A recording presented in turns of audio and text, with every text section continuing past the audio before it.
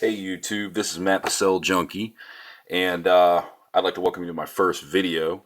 Um, give you a little background. I've been into cell phones for years. Not only cell phones, but other tech, tablets, activity trackers, smartwatches, everything. And here recently, I've been kind of going on a backwards trend, and stepping on devices and back with devices. From the last few years back. And here lately, I had the LG V10, and no offense to LG, I couldn't stand it. And so I was rolling through the web pages one day and saw on Groupon where they had one of these bad boys, the iPhone 4S.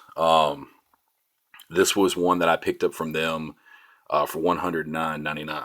And while I was contemplating getting this, um, I kind of rolled through YouTube and I said, "Hey, let me figure out what it's like now." It's March of 2016 right now, and this phone's almost 5 years old. It came out in October of 2011, and I'm sitting here, deciding what I do. I really want to take a step back that far, but for $109, I gave it a shot.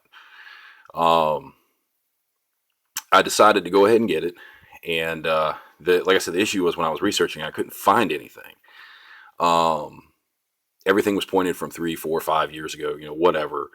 I went back and I watched these just to kind of refresh my memory. I did have this phone back in 2012, but just kind of refresh my memory of it. Something I really wanted to do. And, I decided to go ahead and try it out and see what was up. So I went ahead and got it. And, it came within a week. Turned it on, booted it up, logged everything on. I was able to update it up to the newest OS. That's one reason why I did get it, because even though this is a 5-year-old phone, it is running the newest OS, which is 9.2.1.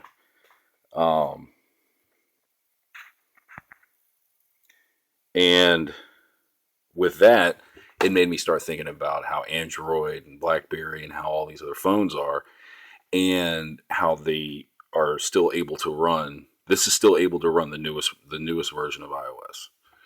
Um, that was my biggest thing about getting this, that I didn't have to have an iPhone 6. I didn't have to have a 6S. I didn't have to have any of those. And so I picked it up, got it, like I said, did everything, loaded it up, got the newest OS on it. I've been running it on T-Mobile for about a month now.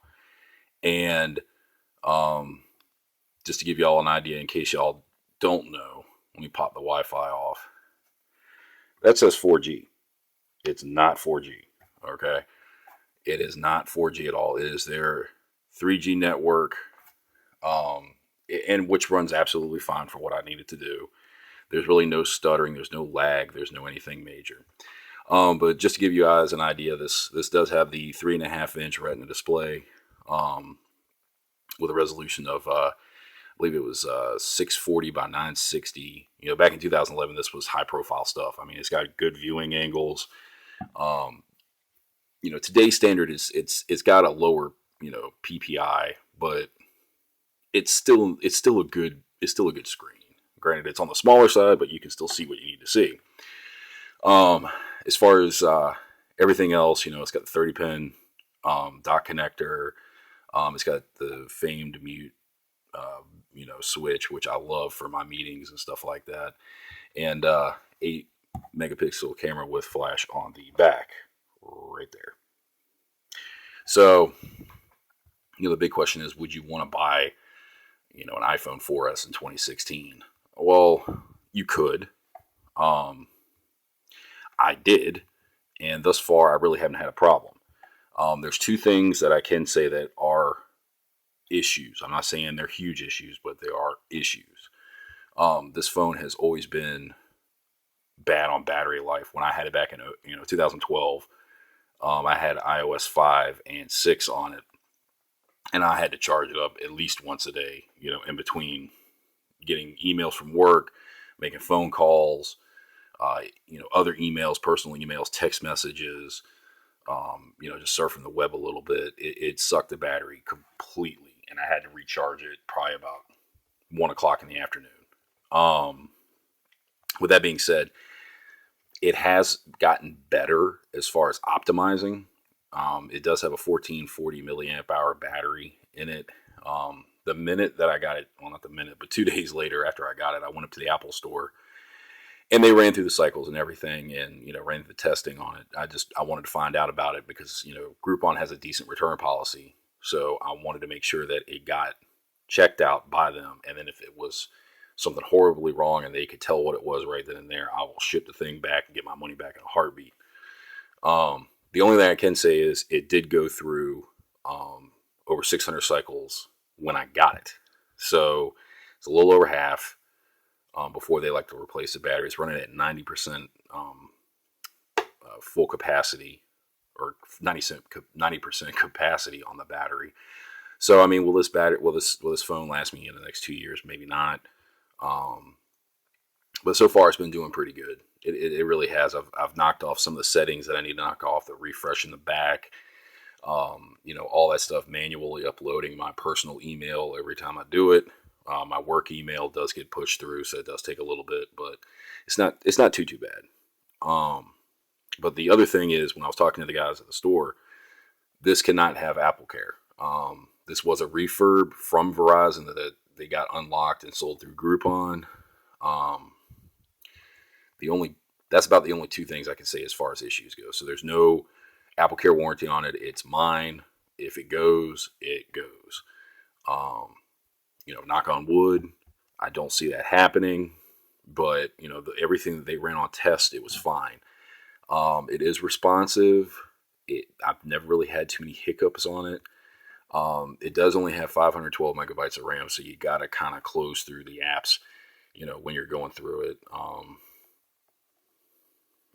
You really gotta watch it. So close out the apps at least once per day.